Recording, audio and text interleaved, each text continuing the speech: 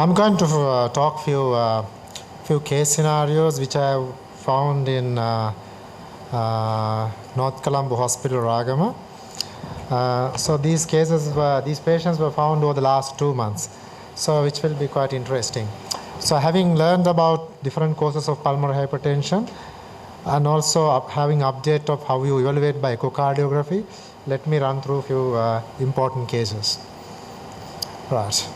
So case number 1, the 32-year-old patient with diagnosed to have systemic sclerosis referred for echo due to exertional fatigue for the last 4 months duration, and lungs are clear.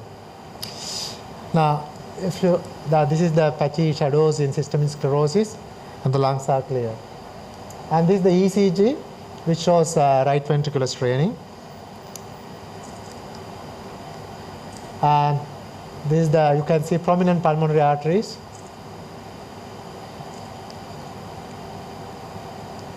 Right. So 2D echo done showed severe pulmonary hypertension, and the RV TAPSE was 12. So basically, for the non-cardiologists, RV TAPSE is a measure of RV function, which is RV TAPSE is normal, supposed to be 16 to 18 millimeters. So it's less than that. So its RV function is impaired. Right ventricular function is impaired. So how we evaluate this patient? Question number 1. So what are the treatment options available? How do you follow up? Yes. Nick, would you like to start? So I think the first thing I would do is, we know that patients with systemic sclerosis can have coexisting lung disease, and even though the chest x-ray looks okay and the lungs are clear, I think it is important to exclude coexisting interstitial fibrosis, which can certainly coexist.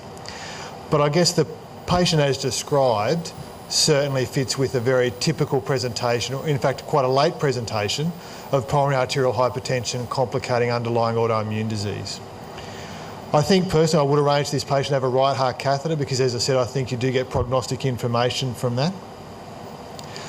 In terms of the treatment options, I think the reality is that patients with autoimmune disease do not respond as well to the existing therapies as patients who have idiopathic pulmonary hypertension. And so I think the first thing I would say is that whilst we do have treatment options available, our expectations in terms of their benefit have to be a little bit muted compared to idiopathic pulmonary hypertension. Of the treatment options available, certainly the endothelin receptor antagonists are probably the most established in this patient population. And so agents like bosentan, or as you'll hear about in subsequent presentation, medications such as macitentan would be of value. And certainly if this patient had problem with Raynaud's, there's also a benefit for those patients with bosentan as well. And so I think in terms of the initial treatment option, that's the sort of thing that I would be thinking about. Right. Now the question in our scenario is a little difficult, but getting bosentan is not that easy when you work in periphery. So what are the other options available? What about sildenafil? Bruce, would you like to add anything? What about sildenafil? As an old man, I'm very interested in that, but I think that I just wanted to mention a couple of other things with scleroderma. I'd be really interested to know if this patient actually had Raynaud's and the other feature of the Crest syndrome, just from the point of view of interest, because they are much more likely to get severe pulmonary hypertension. One of the other things that you would like to do, I would like to do, is to look at the echo, to particularly look at the left ventricle. Maybe the MRI doctors, I'm sure, will be happy to get their hand on this patient, because scleroderma just does not, it may affect many organs, and particularly you may have hypertension and left ventricular hypertrophy secondary to the scleroderma, because it affects the kidneys. But also you may actually have infiltration into the myocardium of the left ventricle, and you may have actually some left ventricular disease that's not obvious because of the severity of the right ventricular disease. And so I guess that's a point.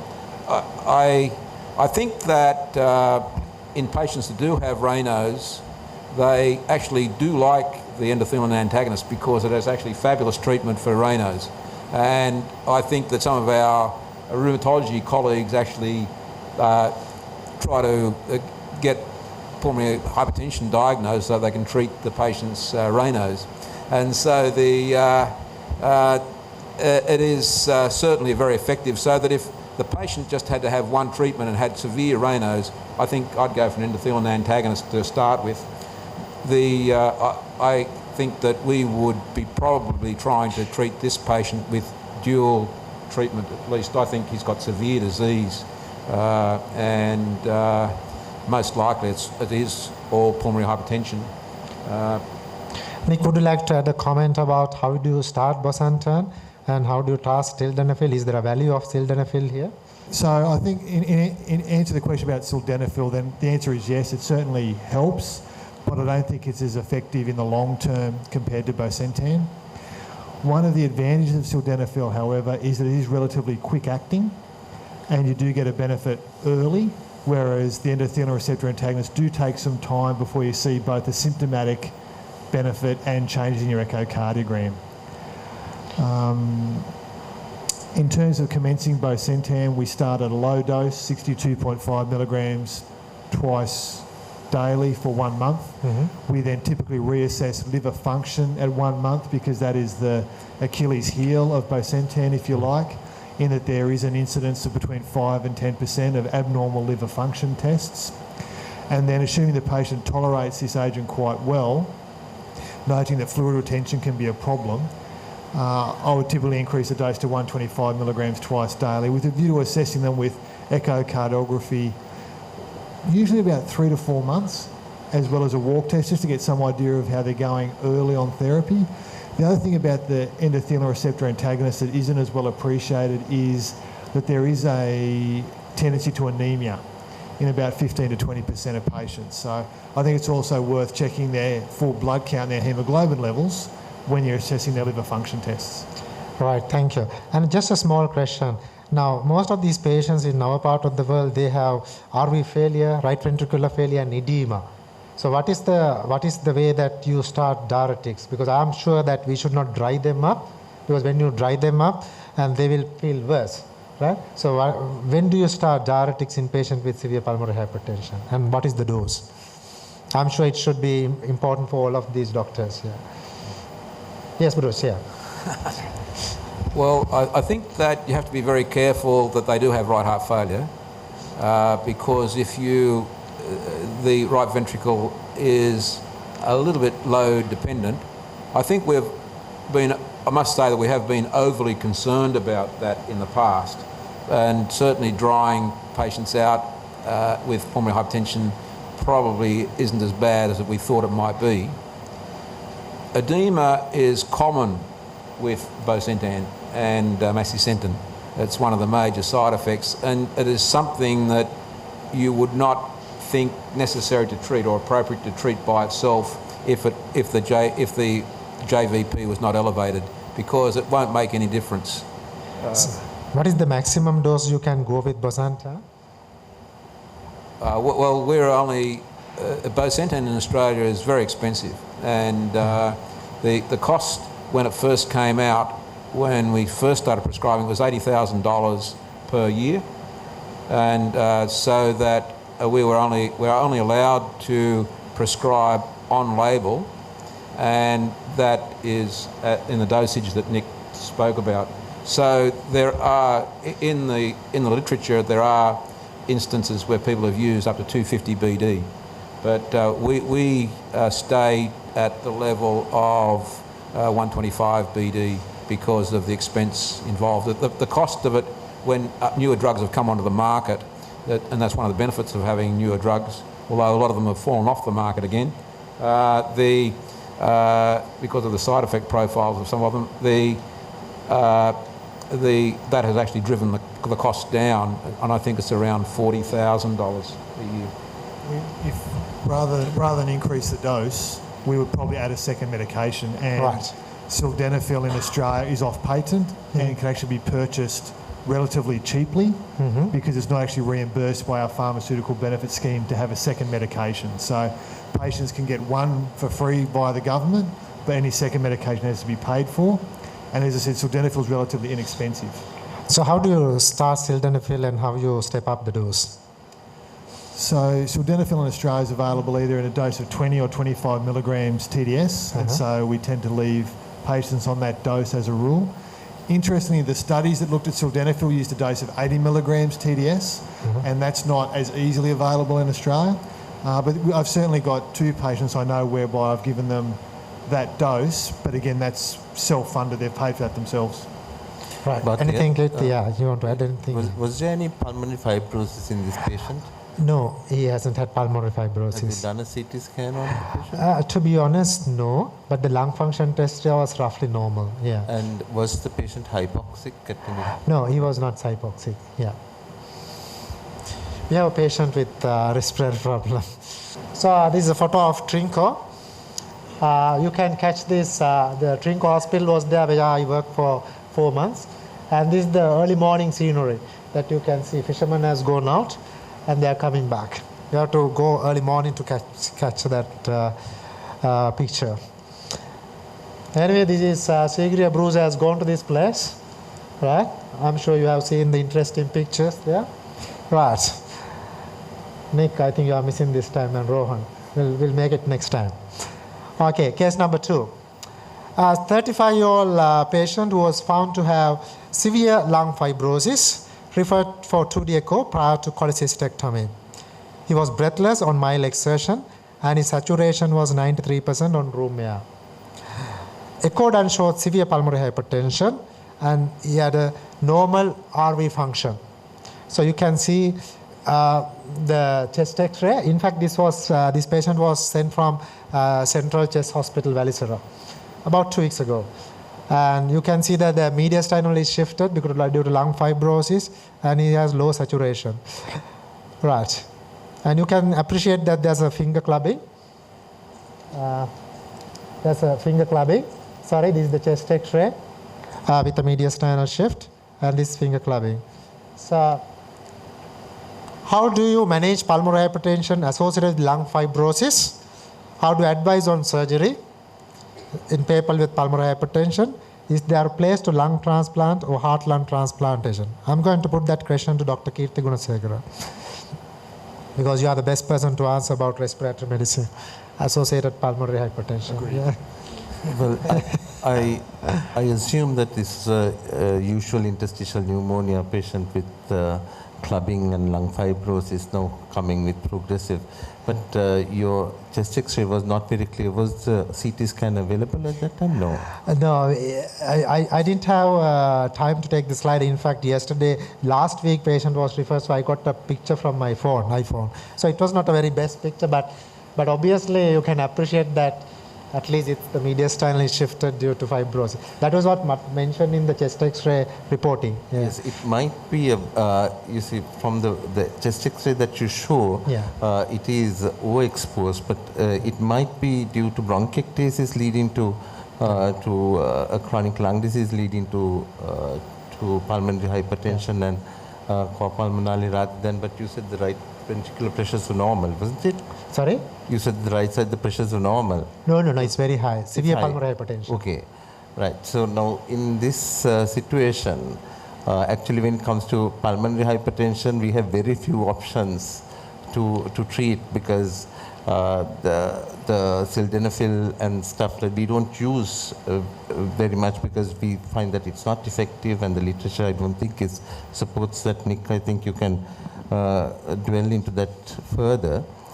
So basically how we would be managing is we will be managing the lung component to minimize the exacerbation, minimize the infections, and of course to minimize the hypoxia, because there is severe hypoxia. It's 93 at rest. Obviously with exertion it's going to he will be desaturating, which will be aggravating the hypoxic drive on the pulmonary pressure of the vasculature, and it will be contributing it to get worse. So this is something that we will be addressing, and of course manage I'm not sure how much of obstruction.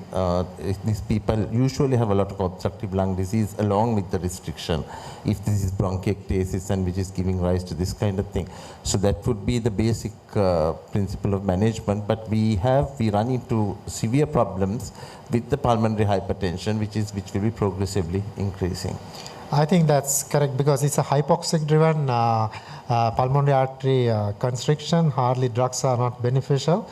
But Nick, do you have any words to add about medications? Can you start any medications that for this? I think this is actually one of the areas where we see the pulmonary hypertension agents actually make patients worse. Yes. So certainly what can happen is you end up increasing pulmonary blood flow to poorly oxygenated lung units, and you actually make the hypoxia worse. And so I've certainly been caught out in patients where I haven't thoroughly assessed their pulmonary function, commenced patients on pulmonary vasodilators and made them significantly worse. So this is a patient I'd avoid any specific therapies. I think the comments by my colleagues certainly would be the way I'd be thinking. As I said, I don't think there's really a place here for the specific therapies that we've talked about. And I like to put this question to Bruce because most of the time when you see patients with pulmonary hypertension in lung disease, sometimes we do see underlying sinus venosus ASDs and some other causes for pulmonary hypertension, some contributory factors. How is going to echocardiography is going to help in this sort of condition? Bruce, over to you. Well, certainly you'd need to do a very careful echo. I'm looking at that chest X-ray and my heart would sink that we would not be able to get very good pictures. I think I'd go straight for the subcostal view and hope for the best. And that may be a very good view to actually see any ASD. Certainly, though, in a situation, even if this was still shunting from left to right, I would not even consider closing that septum because it's the sort of patient who needs to actually have a compulsory shunt, if possible, from right to left to keep his left ventricle going. And like you saw in that echo where you had mid-systolic closure of the aortic valve, if you denude the left ventricle, then you have people who collapse and die. And so that's I certainly would not touch or close any defect at this stage. Rohan, what about right heart catheterization? You are an interventional cardiologist. Well, Bhatiya, even as an interventionalist, I'm a bit reluctant in this particular patient. They've got active sepsis, they've got hypoxia, they've got what I thought initially looked a bit like a dextrocardia with that degree of mediastinal shift. And I guess the issue is, what am I going to gain from that information which will change my management strategy? Certainly from my perspective, I'd be asking them to delay the surgery and treat the patient with antibiotics and settle them down. And if that was possible, it would give me some time to think. And I think complex cases like this are best managed with a multidisciplinary team. So I'd consult widely, and my two colleagues on the end are our pulmonary hypertension experts in Newcastle. So I'd be having a chat with them. But right heart catheterization in the acute phase, I'm not sure what's really going to change my management. Yeah. Anyway, Nick is an interventional cardiologist too, even though he conducts the pulmonary hypertension clinic.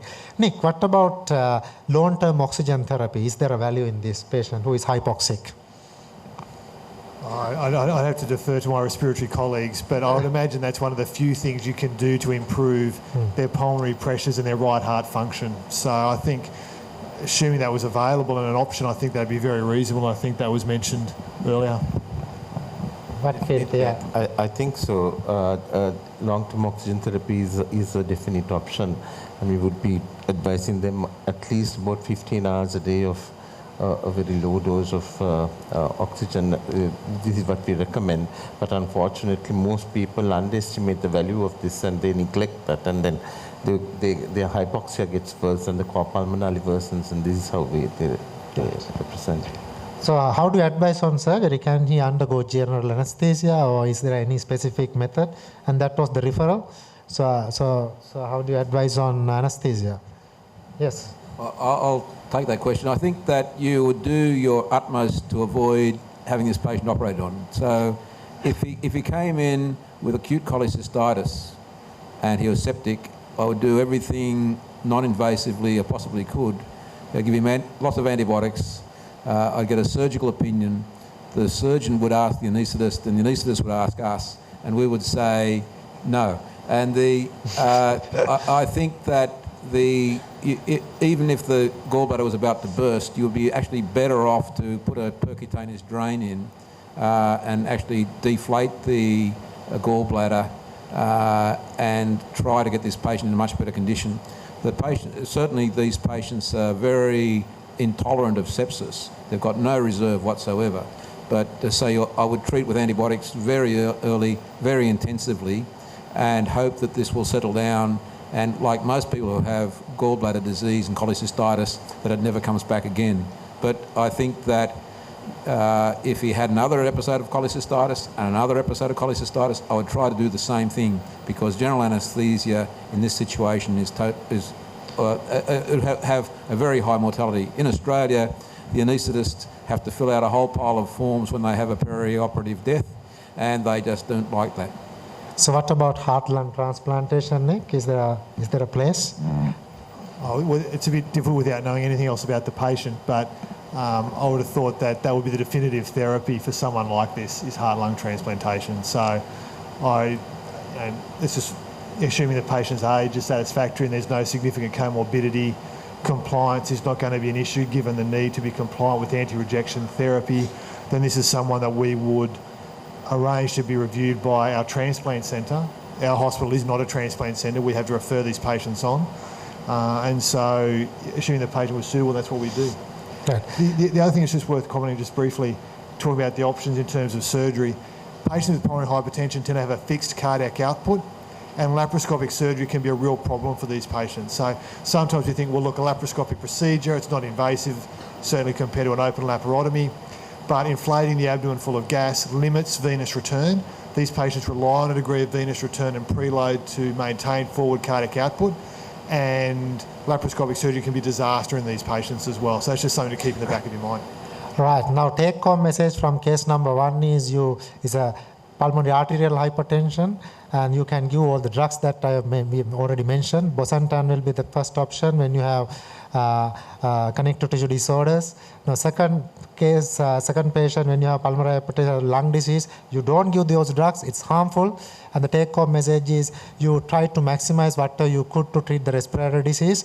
In addition, giving long-term oxygen if the patient is hypoxic. Right. We are traveling to this place tomorrow, right?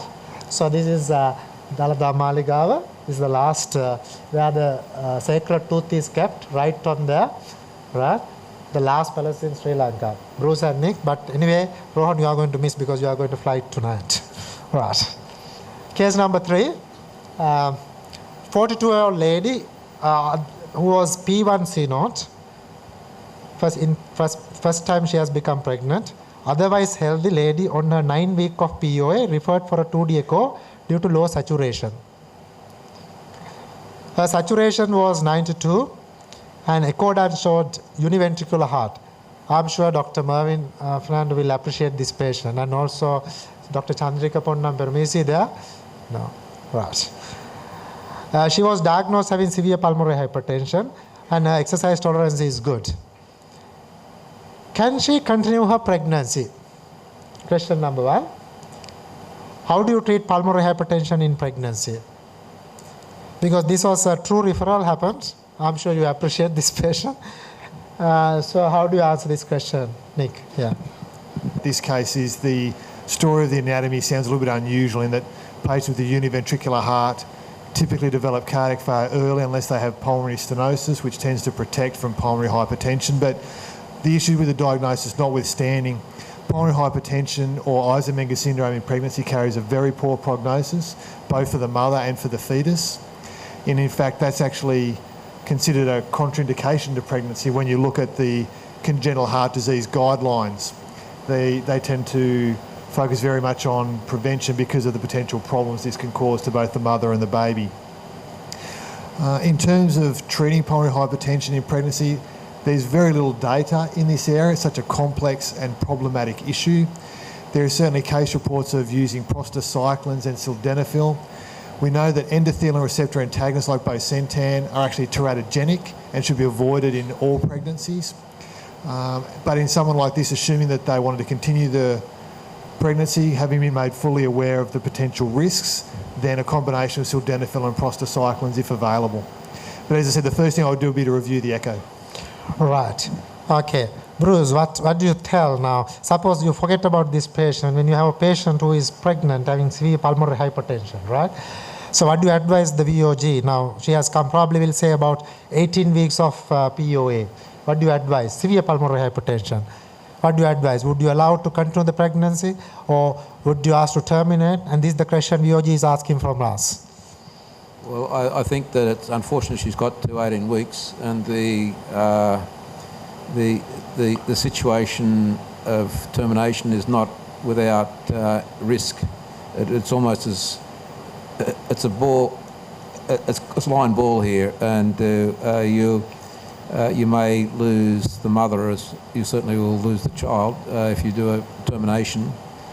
I think that it's like cases today where we need to involve the family and herself in informing the patient of the extreme danger. There's no point in avoiding the issue. You need to actually tell her that you yourself in a very difficult situation here in advising her, because there's not a lot of information to help make a decision. The two patients that I have had that came to me with severe pulmonary hypertension who were advanced in pregnancy both died in another institution, so I transferred them to another institution. I think that if you do have to manage the delivery, it is best to be as non-invasive as possible. It's probably better, it's reasonable to have an arterial line in, but I would not put a Swan Ganz in because I think that can make things worse. I would try to monitor her by an arterial line and having a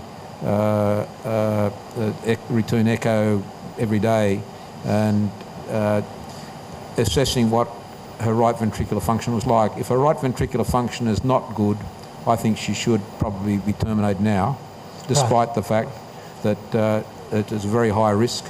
If her right ventricular function was okay, then that's a different situation. And so we are talking about a person with primary pulmonary hypertension here rather than a univentricular heart. And I think that there's no doubt that congenital heart disease and Eisenmenger situations are different in this situation, but they both pose an incredible risk.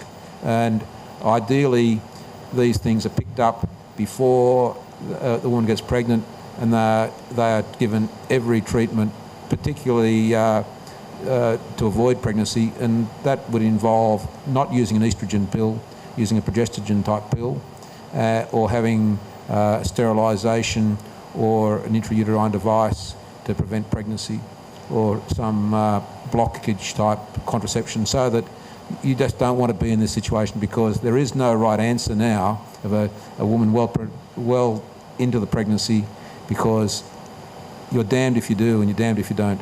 But certainly, whatever happens, if she survives, we should make it an absolute rule that the family and she are involved in being agreeable to a solution which does not involve her ever getting pregnant again, because her outlook, no matter what, is likely to be in a situation where no matter how good our treatment for her pulmonary hypertension is that she's going to die. But treating pulmonary hypertension is a depressing disease. You might, I've done my best to hand over most of my patients, but you get involved with the patients, but they all die, and they all die prematurely. She is not going to live to see this child get to kindergarten. Right. Okay, thank you very much. So the take-home message from pregnancy and pulmonary hypertension, it should be carefully managed. You have to assess the right ventricular function. If the right ventricular function is impaired, then you should not let the pregnancy continue. And then bosentan you cannot give in pregnancy, but you can give other drugs like sildenafil. So that's kind of the take-home message. But it always you have to plan after delivery. You should not allow further pregnancies. This should be very carefully managed in a center where you have both cardiac facilities and also very good obstetric cover. Right. Case number 4, 37, this is the last case. 37-year-old patient who had ASD surgical closure in childhood presented with exertional shortness of breath. 2D echo done showed severe pulmonary hypertension with residual ASD and predominant right to left shunt.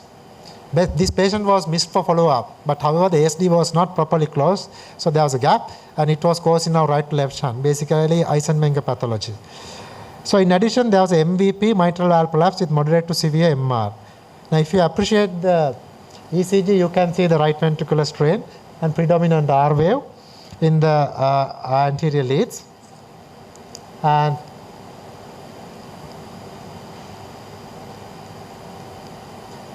so the left ventricle is scotched from the right ventricle, and it's supposed to be playing, anyway it's not playing. So you can see severe TR here, severe pulmonary hypertension, and the RV function is impaired, where the TAPC is around 11 millimeters. So what is your management? So this is a patient with ASD with reversal who had Eisenmenger pathology. So what is your management? Can the ASD be closed? What medications you can give? What is the follow-up? What is the place about vaccination? And what is the value of cardiac and pulmonary rehabilitation? Yes, Nick, over to you. So I think one of the things that we don't really understand is why patients with atrial septal defects necessarily get pulmonary hypertension. We see some patients who have small defects and develop severe pulmonary arterial hypertension, and other patients who have quite large defects and get to quite advanced years and still not have developed pulmonary hypertension. And so in some patients we presume there's some sort of intrinsic tendency to pulmonary vasculopathy. And so, as I said, why that happens in certain patients and not others is unclear. I think we know that, assuming this is an Eisenmenger's type situation, so pulmonary hypertension, right to left shunt, we do know that endothelin receptor antagonists are of value in this population. We know that sildenafil is useful but probably not as good as bosentan, and there are a small number of patients like this in the macitentan trials as well. In terms of closing the defect, almost certainly this patient has got fixed pulmonary vascular hypertension, and closing this defect will actually make them considerably worse, precipitate right heart failure. Having said that though, every now and again you see patients who have a degree of reversibility in their pulmonary vasculature, and with treatment their pulmonary pressures improve and they no longer shunt right to left. Their pulmonary vascular resistance improves to an order of less than 4 Woods units, in which case it would probably be safe to close in that situation. But certainly as a first line, that would be a disaster. Right. So Bruce, anything to add? Yeah, I guess that we see, both Nick and I work in a neonatal intensive care ward, and we see some babies who have pulmonary hypertension which just never regresses, and so they leave and they always have got, that when they're one, they still have significant pulmonary hypertension and it never goes away. And so I think that this child has had pulmonary hypertension and probably pretty fixed pulmonary arterial disease forever. And it wasn't the fact that there was a hole there that's caused the trouble. And I agree with Nick, we should probably avoid closing it. And I think that he's quite right that intensive treatment might actually reduce the amount of reduce pulmonary artery pressure and actually reduce the degree of shunting. But that, I don't think that's a big issue. Eventually, I suspect this patient would come to a heart-lung transplant or probably maybe a lung transplant. But in that situation, you might close the defect, but I'm not sure. And so Certainly I agree that your question, one of the questions is there whether they should be vaccinated, and these, I think you should be doing everything you possibly can to make sure that this patient doesn't have any infections that are likely to be putting the heart under strain. Rehabilitation, I think, as Nick has pointed out before, has got a tremendous value, and I don't think that we think about that sort of thing enough. And keeping these sort of patients fit is really important. And even if they're doing isometric exercises rather than isotonic exercises, aerobic exercises, they should be doing both, because they need to keep up their muscular strength. It's a wasting disease like heart failure, and if they're going to go through a procedure like heart-lung transplantation, or if they're going to survive in a useful sort of way, they need to preserve their muscular mass, and certainly rehabilitation at least puts in their minds the need for doing that, and actually enables them to do it in a safe environment, whereas their family may see them as being chronically, terminally ill, which may be the truth. But I think that it is important that you actually give the patient the responsibility of taking their own disease and actually doing the best with it that they can. And that involves exercising, not sitting around because you're puffed out. Right.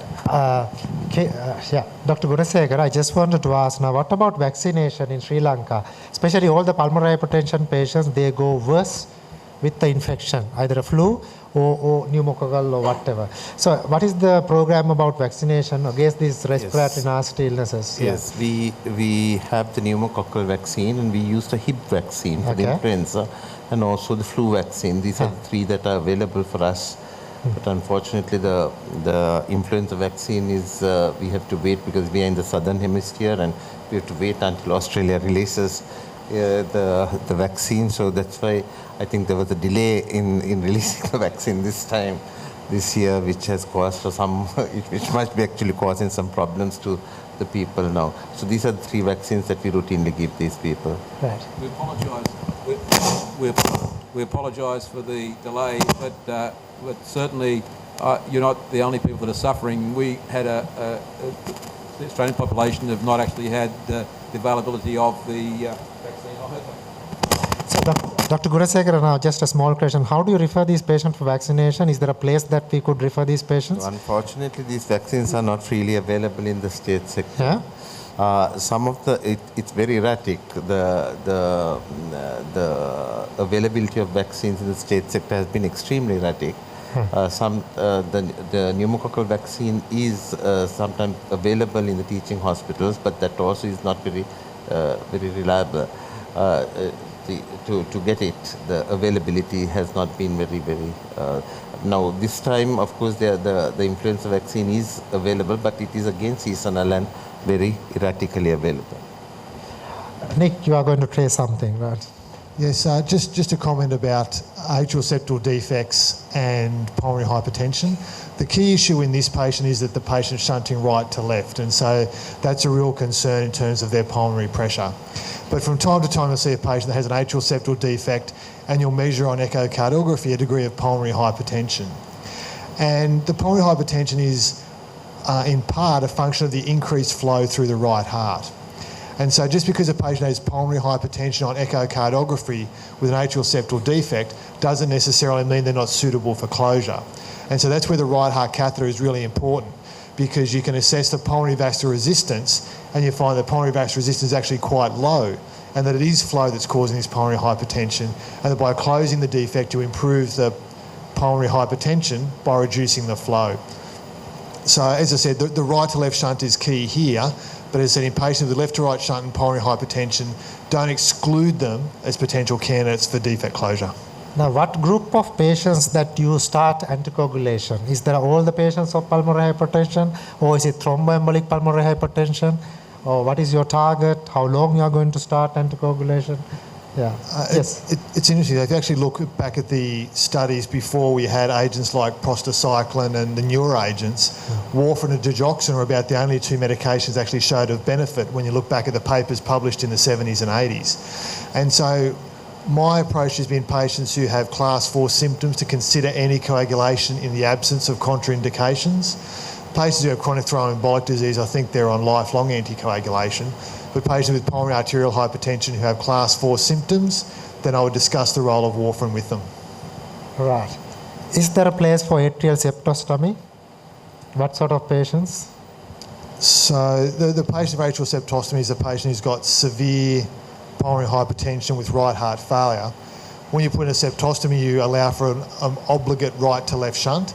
So the patient's right heart failure may improve, but that's at the expense of them being cyanosed. So as a temporising measure, it's something that we sometimes refer patients on again to the transplant centre, because I think if you think about a septostomy, you're thinking about a transplant as well. So that's a very complex group of patients. It's not something we do very often, to be perfectly honest. Now, in our part, in our country, as far as I'm aware, we don't have prostacyclins or IV infusions, right? And when do you start those prostacyclin infusion? This is the last question. Yeah. Bruce, would you like to answer? Well, it's a pain organising the prostacyclin infusions. I think things are going to change because of the newer preparations now available, which may be able to, they're not heat sensitive.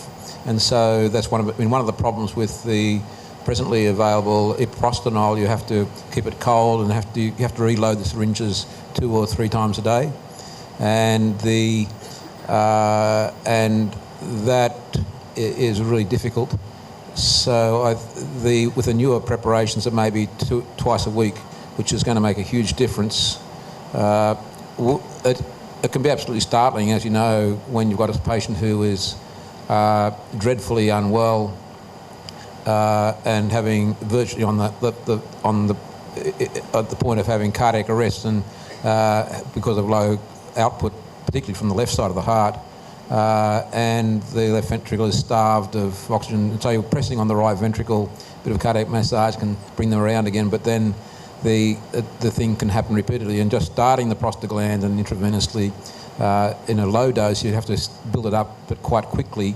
It actually can change a situation where a patient is moribund virtually into a patient who's sitting up and quite well. And so it can be absolutely startling. And I think that's an absolute situation where you would do it.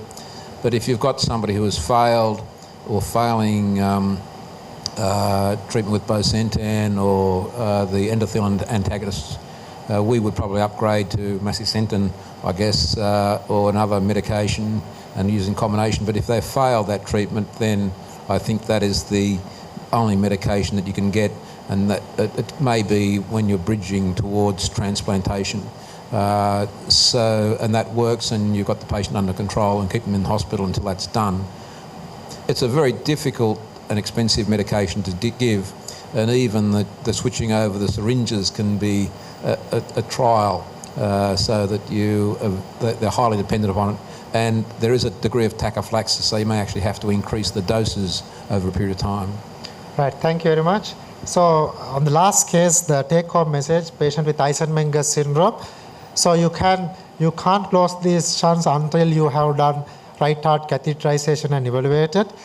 And then you can start medications like sildenafil and bosentan, and of course vaccination against respiratory organisms.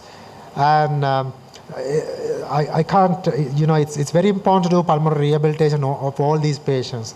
So I'm sure you have heard various clinical scenarios, and you got at least some sort of knowledge to manage these patients. Raj, thank you very much.